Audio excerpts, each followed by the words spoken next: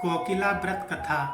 कोकिला व्रत से जुड़ी कथा का संबंध भगवान शिव एवं माता सती से जुड़ा है। माता सती ने भगवान शिव को प्राप्त करने के लिए लंबे समय तक कठोर तपस्या को करके उन्हें पाया था। कोकिला व्रत कथा का वर्णन शिव पुराण में मिलता है। इस कथा के अनुसार देवी सती ने भगवान को अपने जीवन साथी के रूप में पाया। इस व्रत का प्रारंभ माता पार्वती के पूर्व जन्म अर्थात सती रूप से है। देवी सती का जन्म राजा दक्ष की बेटी के रूप में होता है।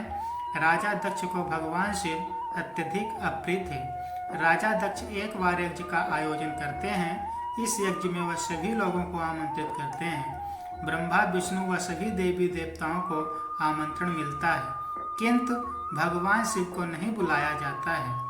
ऐसे में जब देवी सती को इस बात का पता चलता है कि उनके पिता दक्ष ने सभी को बुलाया लेकिन अपनी पुत्री को नहीं, तब सती ने यह बात सहन न हो पाई।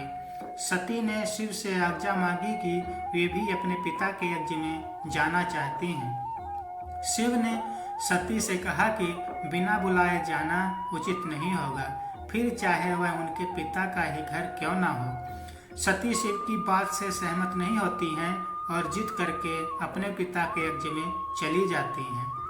वह शिव से हट करके दक्ष के यज्ञ पर जाकर पाती हैं कि उनके पिता ने उन्हें पूर्ण रूप से तिरस्कृत किया है। दक्ष केवल सती का ही नहीं अपितु भगवान शिव का भी अनादर करते हैं, उन्हें अपशब्द कहते हैं। सती अपने पति के इस अपमान को सह नहीं पाती हैं और उसी यज्ञ की अग्नि में कूद जाती हैं। सती अपनी देह का त्याग कर देती हैं।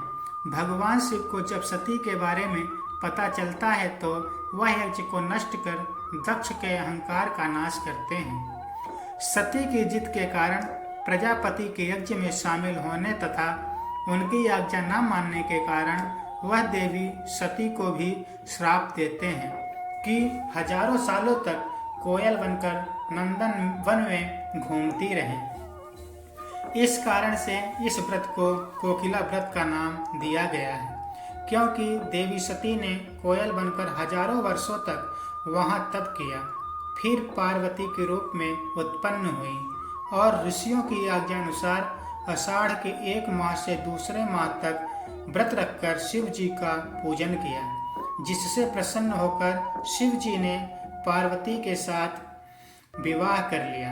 अतः यह व्रत कुमारी कन्याओं के लिए श्रेष्ठ पति प्राप्त करने वाला व्रत माने जाने लगा। बोले शंकर भगवान की।